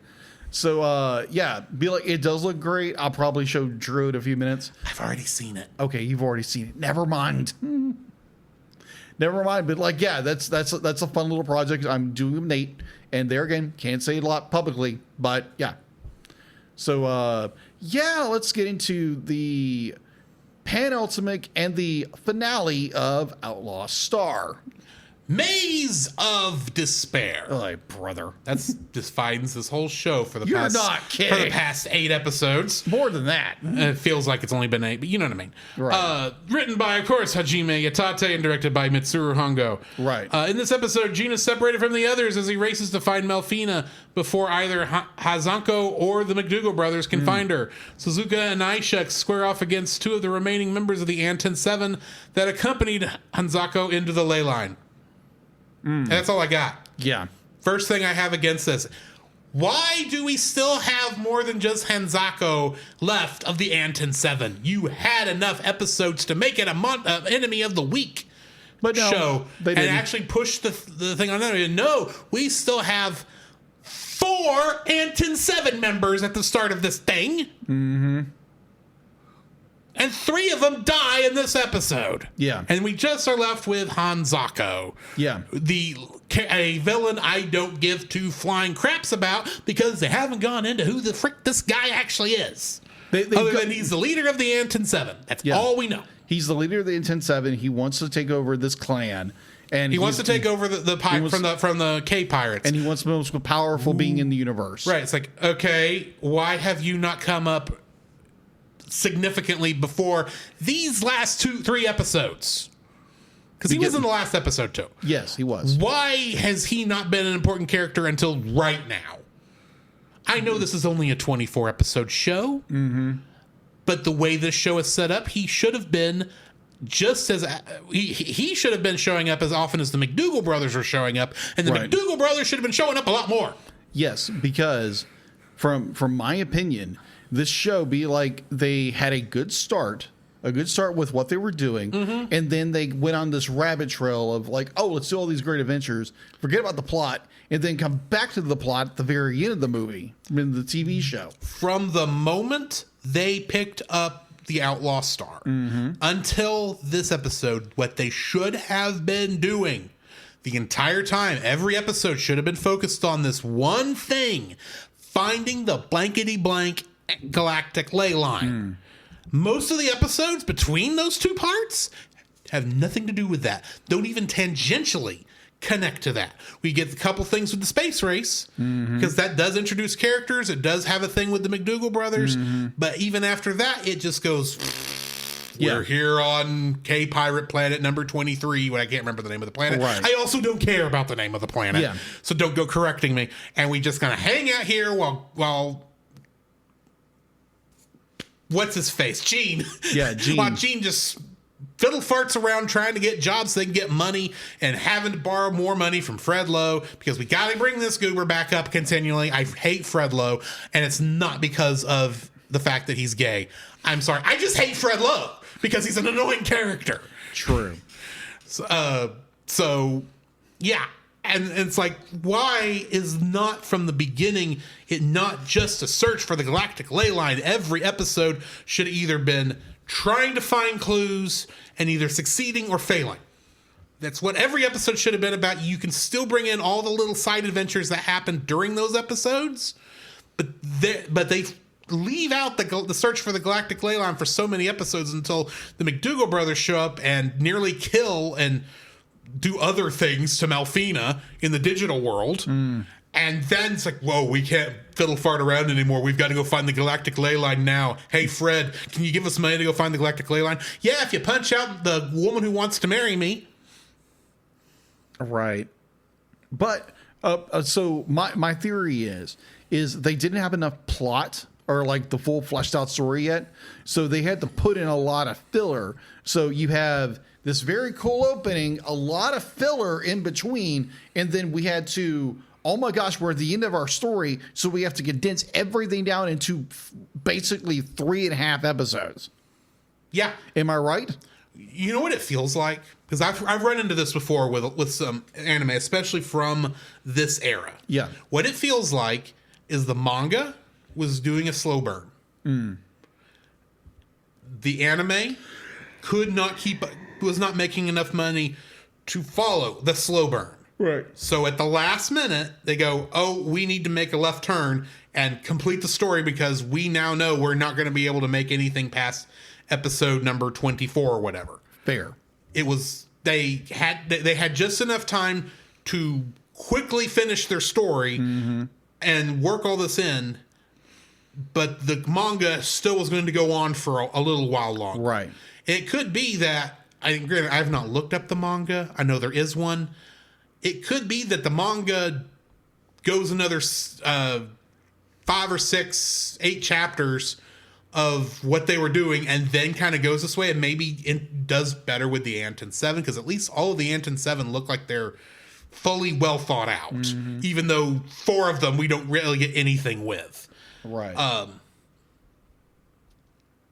It just feels like they were following the manga, they realized they had to end it quick, and they tried to shoehorn everything else into the last 6 episodes, yes. But they couldn't go just straight to the Galactic Ley line. No, we've got to hit do. And still at that point, oh yeah, we have the Anton 7 coming up. Who are they? I don't know. I still don't know. Why did the Anton 7 start following them again? I don't remember. Well, what I understand, it was I thought somebody hired them. Yeah, the K-Pirates did. The K-Pirates, yeah, thank I think you. either they were part of the K-Pirates or they're hired by the K-Pirates. That wasn't clear. They're all the same character design. Right. But I think it's like they were hired, but again, they didn't know how to utilize their story enough, and so they had to build the plot out with just random episodes of adventures that these characters are doing. To the point where we had Anton 7 characters pop up, and the only reason we know they were Anton 7 is when I did the research and was writing it down, someone said, oh, this is a character from the Anton 7. Yeah. The girl with the cats that was Jim's girlfriend, is one of these deadly mercenaries? What in the episode told you that? Doesn't.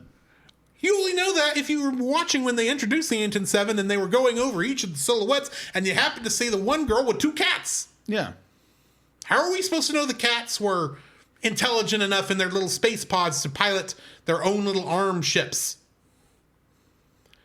And I still don't know the 4 that were left, including Hanzako, the main one, still don't even know who they are supposed to be. I know what the show tells us, but it's not enough to go off of. Right. Feels very much like, we don't think the McDougal brothers can carry being villains. It's like, well, they can if y'all would actually put work into them. Yeah, they dropped the ball a lot in this series. And it's disappointing because I remember when I was a kid, in high school, watching this show after I come home from a long night, marching up and down a football field, carrying a tuba. And this show came on, and I remember enjoying it, never getting to watch it in order. And I will say, if I ever go back to watch the show, I'm never watching it from episode 1 to the final. I'm just going to pick a random episode in the middle and enjoy the standalone episode that it is, because that's the only way to enjoy the show for me now. Fair. Because as a comprehensive story, it's garbage. Okay. So I get your point. So let's get into the last 2 episodes where we can finish this up solid. Oh, I was already on Maze of Despair there. Okay. Because that's like 9/10 of my problem. I still don't know who Hanzako is. I don't know. We're doing all this back and forth in the thing, and you've got. Granted, I'm not remembering which events happened in which episode, but you've got the McDougal brothers going down there, and somehow Harry is got this new body that Khan gave him, Gwen Khan gave him, and Gwen Khan is just still, I still don't even know what his deal is other than he wants knowledge. And he created the XBG. And created the XGP to go do that. But can't get himself onto Gene Starwin's ship because they don't understand what he wants. So that's when he goes and transforms Harry McDougal into a male version of Melfina to go find the galactic ley line. Except I don't think Harry McDougal could have worked with the main computer, lack of a better term, the way Melfina's able to, because she was the maiden of the ley line. And yeah, I am bucking into the last episode here at this point. Yeah. What are your thoughts? I'm kind of rambling at this point. You're fine. The fact that it's like, okay, we have the Intent 7. They have to conclude that within this episode. And again, this series is so poorly paced. And then it's Gene and Gene and Jim meet up before he goes into the ley line, or the main portion of the ley line. It's more, we need to do this as a team. And it's like, the very small points where we actually work as a team, it doesn't work. It doesn't work. That's why none of it works. That's why Gene sends them all back to the starship so he can go into save Melfina by himself. Yeah, he can be the lone hero. In the next episode. In fact, before we finish this, because we're both bouncing into that last episode, let me go ahead and read that information. Yeah. Return to Space, written by Hajime Itate and directed by Mitsuru Hongo. In this episode, Gene comes to terms with his feelings for Melfina. Gene, Melfina, and the other crew members of the Outlaw Star come together to defeat Hanzako, now powered by the ley line, though through his wish for power. The aftermath of Hanzako's defeat sees Jim, Melfina, and Gene return to Sentinel-3, surprise, surprise, and the group go their separate ways, only to be reunified when the Outlaw Star breaks down in the middle of space. Trigger for this episode, Takahiko Ito and Morningstar Studios, the creators of the original manga, planned to continue Outlaw Star with the sequel Sword of Wind. However, production of the series never began. Oh, okay. Fair enough. So fun fact about this, not this episode, but the last episode I mentioned a minute ago. Yeah. But when on Saturday, because I knew we had to postpone the episode, I watched earlier that morning around noon. And that's when the power went out in my apartment. So I had to start over that episode. So just a fun fact. Right. So kind of like Drew earlier. But yeah, so what do you think about this last episode? Is it just more nonsense? I have a question. Okay. And granted, it does devolve into nonsense because it does. Gene enters the galactic ley line where Melfina is. They figure something out, but apparently everybody's getting their wish because Fred Khan dissolves into the Matrix. Kanzako, wanting power, gets transmogrified into a starship. And then Melfina and Gene transport back to the Outlaw Star somehow. And they somehow defeat Hanzako. Why did Gene's hair change from his standard thing to being grown-up version of him as a kid for the last half of this episode? Because he was in jail and they cut his hair. That's it? That's it. That was stupid.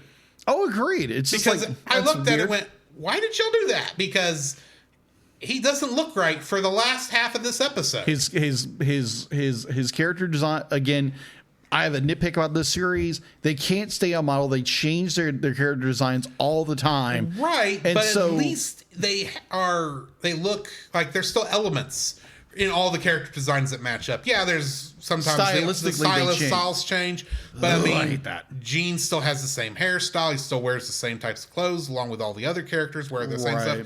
Then you get to this last episode and Gene gets locked up in jail and then looks like he did when he was 12. Yeah. For the last bit of the show. That's true. I think they even recolored the Outlaw Star at the end. No, it was red. No, it was red. It was red. It just looked... By the time they transported back into the Outlaw Star, I was like, okay, just finish this up, guys. So, where I was going with this. Sorry. So, all of our characters get their wish, but we get this kind of a squeezed in thing of Melfina and Gene. Yes, because Gene's in love with Melfina. Yeah, all of a sudden. Surprise! That she was the love interest. I couldn't have guessed that when she was naked in the suitcase in the second episode. That's true. So we get that plot. Even Gene tells Jim in the previous episode, it's, oh yeah, I'm going to come back with all the treasures. He comes back with his treasure. Because there's no other treasure. There is no other treasure.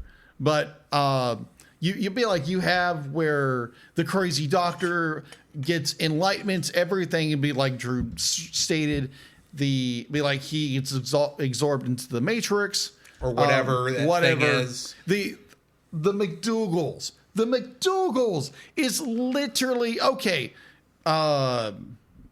They get nothing because they die before they get there. No. Harry actually ends up helping Gene. Yeah, exactly. To get all the way there because Harry realizes that Gene's the only one that can help Melfina. Right. And so he leaves, or he's sent back to their ship with Harry, who's now a part of the piloting system of their ship. No, okay, whatever. I understood. I get that. I understood that part because he actually was. Somehow he had backed himself up into the ship. Right, fair. Before he went off, and then that saved his brother somehow. There's so much in this episode. It's like, and this happens. Why? We don't care. Yeah. Not that we don't know. We don't care. Because they're trying to finish We're trying to rush this episode out the door. And so then you get this odd, weird fight with the grappler ship with the Outlaw Star, and of course, our main baddie's character. Of course, he has grapplers. Of course, he does. Of course, because in the course of this movie, course of this TV show, there it is told that grappler shoots are rare. And then why in the world is every ship in this show is a grappler ship? Every ship. When you establish that grappler ships are rare and most people don't have them, then why, like Drew said, every villain, every character they run into has a grappler for some reason. So it's like, okay. Including the space cats. Including the space cats. Where like even they show up in the Galactic Ley Line in the last episode and they literally do nothing. I wasn't even referring. Most powerful empire. I wasn't even talking about the Kataro because we should bring up the Kataro. Right. I was talking about the girl for the Anton 7 and her with her cats. But yeah, right. The Kataro show up in the last episode to screw things up and show that Aisha's an idiot again. And Aisha's still wanting to work for the glory of the Empire. It's like they abandoned you after you couldn't catch Hot Ice Hilda. In defense of Aisha, she was told she had to keep tabs on everything which she's doing. Right. Because she's an officer. But they didn't expect her to actually get anything done. Yeah. They just... They told her to stay put. She didn't stay put. Oh. Blah, blah, blah. We forgot about what to me is still one of the weirdest moments in this. Okay. When Twilight Suzuka faces off against Twilight Suzuka.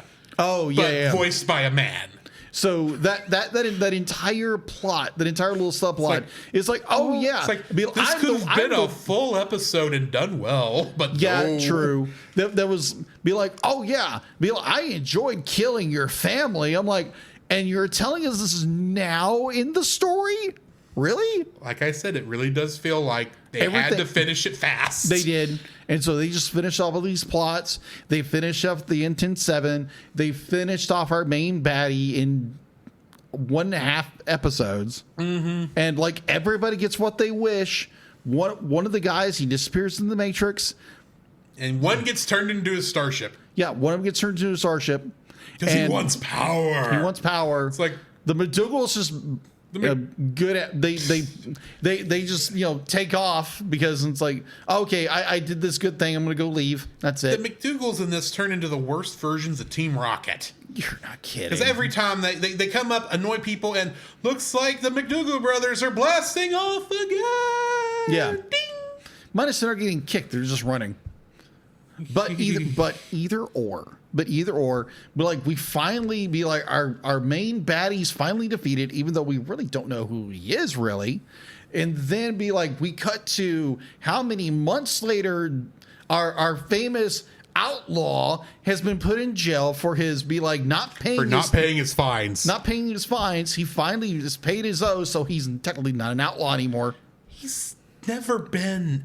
Okay, agreed. He's never been an outlaw. First off, by the actual definition of an outlaw, i.e., a thief or robber or someone who's against the government, or the local magistrate or whatever, or the magistrate breaking the law for the good of people. If it was a Robin, if he was doing stuff like that, like a space Robin Hood, yeah, sure, call him an outlaw. I would work with that. Yeah, this guy has followed the law every chance he's got. Oh yeah, you're not kidding.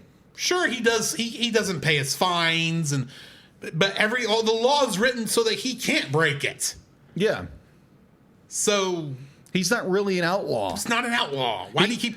The only reason y'all are calling him an outlaw is he does what he wants and and he doesn't care what the government says. But that's not the definition of an outlaw. Yeah.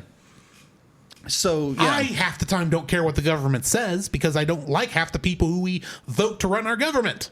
Right. That doesn't make me an outlaw. That is true. But either way, be like Gene gets out of jail. He's got a new haircut. He's got a new style. And then we have this montage of what characters are doing. And then here's the thing. It ends 4 times. It ends 4 times. And the scene that just made me baffle. So we have the scene where Gene goes sees Melfina in the graveyard.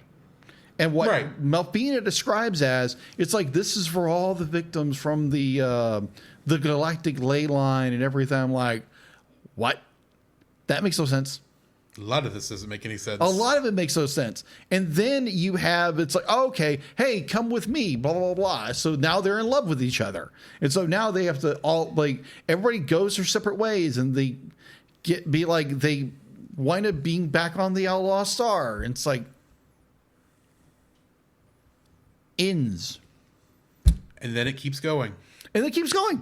And it keeps going. It's like, and then they break down in space. And surprise, Aisha and Suzuka have hitched a ride with the guy who fixes the ship in the middle of space because they forget the people they work for. We want to hang out with Gene and the crew.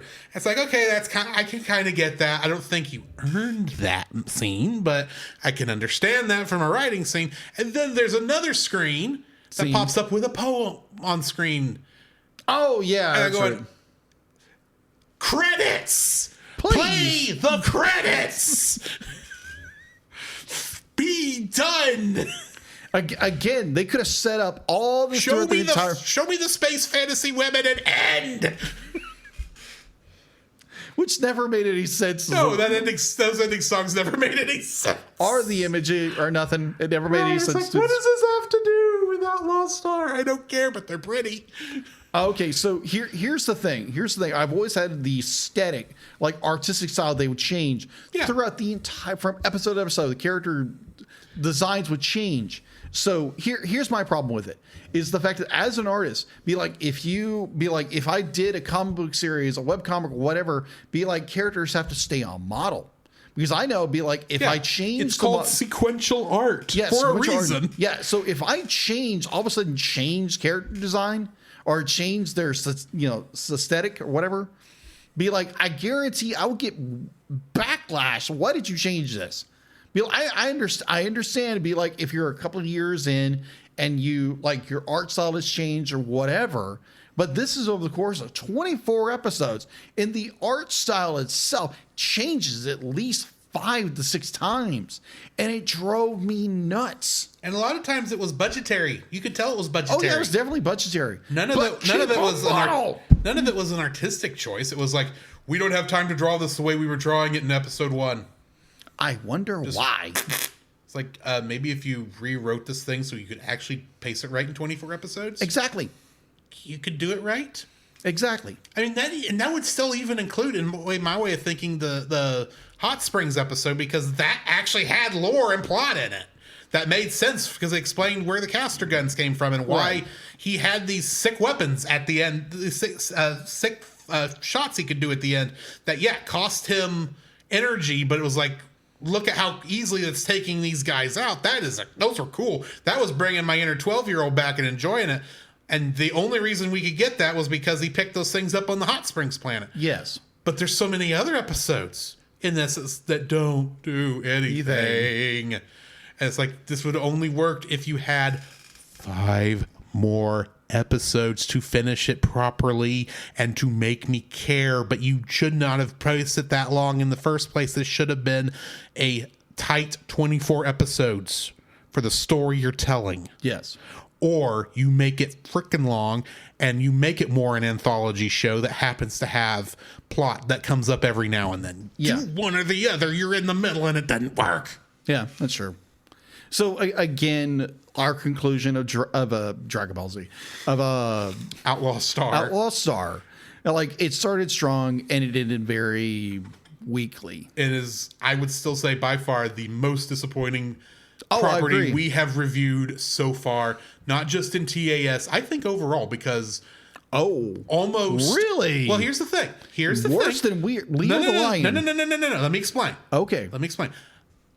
By disappointing, Okay. I mean we went in with expectations. Yeah. Of it being of a certain quality, and the longer it went, the more the quality dropped of what we were getting. Story, everything. And while we were strong going into it, we were wishing this episode would end, the show would end the farther we got into it. I can't think of another movie where we went in, or either one of us went in with an expectation at A, and it ended up that low at Z. Yeah. Be it movie, be it TV show, be it anything. Sure, we saw a lot of things that started at Z and stayed at Z, like Leo the Lion or the animated Titanic films, and so many other things of that ilk. Right. But that's not disappointing. We knew those were going to be bad. Right. This would be like if you went into, like, the only thing I can think of that's close Right. might be our reaction to Lightyear. Because I think we were both wanting that to be good, Yeah. and it wasn't. Fair. And I can't think, even the reactions then, we've gone in with expectations that were on point, Right. except for that one. And there might be another one I'm not thinking of. Right. But this is the first thing that I think we went into where it started strong, like we said, but missed the mark the longer it went. Fair. And granted, I keep comparing this show to Neon Genesis Evangelion. You do. And I only am doing that because they are about the same length. And I have, as much as I am not a super big fan of Evangelion, Fair. I am happy that we have watched the whole thing. And I am willing to sit through the rebuild films. I have said that before. We are far enough out. Let's go ahead and get it done. Here, probably, maybe even November. I don't know. Okay. Just throwing that out there. But Avember? Avember? Avember? Ooh, Avember. I like that. So, Look for the shirt in November. yeah, look for that shirt in November. You're welcome, Nate. You're welcome, Marchand. He has said he'll come on for some of those. Oh, okay. Yeah, he did. So, which means I've got to find a copy of the last one somewhere. It's on Amazon. Oh, I know it is, but it's also, 4 hours long? Oh, yeah. It's 4 hours. Because anyway, I keep comparing it to that one because I was not looking forward to Evangelion going into it. Okay. Fair. And the reason is my expectation for Evangelion was that I was not going to like it. I had seen a couple episodes. I knew, I could tell what the show was, but I just never had a reason to finish it. And I was even regretting having never finished it up until we watched it and go all the way through it. Fair. I keep comparing this to that because in many ways, I think I even said in the first episode, this was my Evangelion. You did. And the reason I said that was because this was the first time I recognized that, because I hadn't even heard of Evangelion when I watched Outlaw Star. Okay. This was the first one where I really realized, and I paid attention, that you could have a good artistic show in anime and as an animation, which is what Evangelion did for a lot of people. I now regret saying that in the first episode because, yeah, I think they were trying a lot here, but they failed miserably. And the more I'm thinking about it, the more I wish we had done maybe Cowboy Bebop, because that actually does what. Because I watched that around the same time. I was more into this simply due to the way my schedule landed. Fair. Because if I had caught more more Cowboy Bebop early on, which good night does this show really want to be? It does. I think even the intro to the transference into the Galactic Ley Line, I think they stole that footage from the Lightspeed in Cowboy Bebop. But Good night. I wanted this show to be better than it was. I had feelings and expectations and nostalgia that told me this show, it was better than it ended up being. And when people tell you don't go back to watch shows you used to enjoy because they will disappoint you, I understand that now. Because that's what happened with me with this show. I think that's, unless you've got something else to add. No, it's just like this was, okay, we are finally done with this. There again, we did have this expectation here. Yeah. It was great. And admittedly, I do think this show did for us what we wanted it to do, which was to be a palate cleanser before we go back to Batman the Animated Series, which we're doing in 2 weeks. And I will go look up what I'll mention that next week when we do the anniversary show, what our next 2 episodes are of Batman. Actually, I can go ahead and tell you it is Sideshow and a Bullet for Bullock, which we will do on February 6th. So join us for that, along with a movie we will announce next week. Yes. So you got anything to add before we cut out of here? No, I'm glad we got done with Outlaw Star, going back to Batman, doing our... And finishing Dragonuary. Yes, finishing Dragonuary. Going into our 7th season, doing an anniversary episode, and announcing a bunch of things we are planning to do. Yes, so join us next week for announcements galore and celebrations out the door or whatever. By the way, I haven't talked to you about this, but if you're listening to the stream right now, if you have any great memories of what we did over in season 6, and you want to share those with us, please let us know. Send us via messenger or whatever, private message us, and we could possibly read that over on Friday. So if you have anything, we need to put an announcement of that. That reminded me of something else we should do on the show before we cut out of here, but let me bring it up. Okay. Because we do have messages on our Patreon of things. It's all Marchand. But he has been sending us different things to talk about on, the email stuff. Yes. That sort of things. Back on our Emperor Chaozu and his Lon episode. Yes. Mystical Adventure. He says, this has a kaiju connection. I don't remember us bringing up a kaiju in that episode. Do you? I don't remember. I don't either. Yeah. He does say, all this talk of Jackie Chan playing Master Roshi reminds me of Tropic Thunder, with the dude playing a dude disguised as another dude. Oh my gosh. And then for some reason, he does say that Charizard is a kaiju. Once again, I don't even remember bringing Pokemon into that episode. But then I don't remember what we say in half these episodes. Yeah, because we're pushing out every week. So it's and I had replied... well, Charizard and his 2 Mega Evolutions are 5'7". I don't know if that actually qualifies as kaiju size. Right. Now, the Gigantamax form, where he's like 90 feet tall, that's a different matter. But, yeah, if you're going by the fact that they're monsters and kaiju just means strange monster, all the Pokemon and all the Digimon for that matter apply as kaiju. True. So, and all the Yu-Gi-Oh monsters too. Yes. But on that note, I think that's it for all we've got for this. Thank y'all once again for joining us. In the meantime, however, this has been Drew. This is Jacob. And we'll catch you in the next frame. To follow Jacob and Drew's individual internet exploits, check out the Linktree links in the show notes. Eventually. You can email us at thecellcastpodcast@gmail.com. Follow us on Twitter or X at @cast_cell. Follow our Facebook page, The Cellcast Podcast, and join our Facebook group, The Cell Nation, our YouTube channel, Cellcast, and our Rumble channel, The Cellcast Gaming. You can join us every Friday night at 7 p.m. Central for our live recordings of our episodes on Twitch, Facebook, YouTube, and Rumble. Except this week. You can also join Drew on those same streaming channels on Tuesday nights at 8 p.m. Central for gaming streams. You can listen to our podcast on Apple Podcasts, Spotify, or anywhere else fine podcasts can be downloaded from. Please rate and review us where you found us. Our theme song is Drop and Roll by Silent Partner.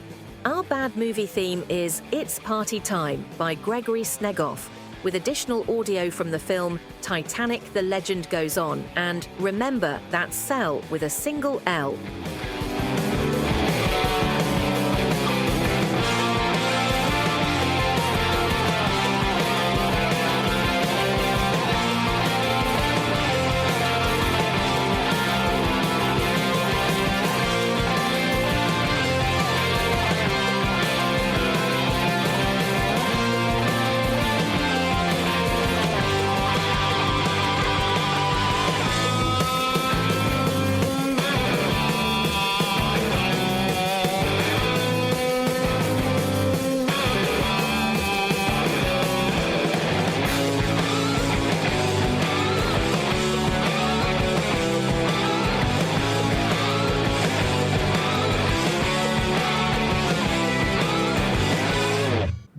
That's all, Outlaw Star. Good night, folks.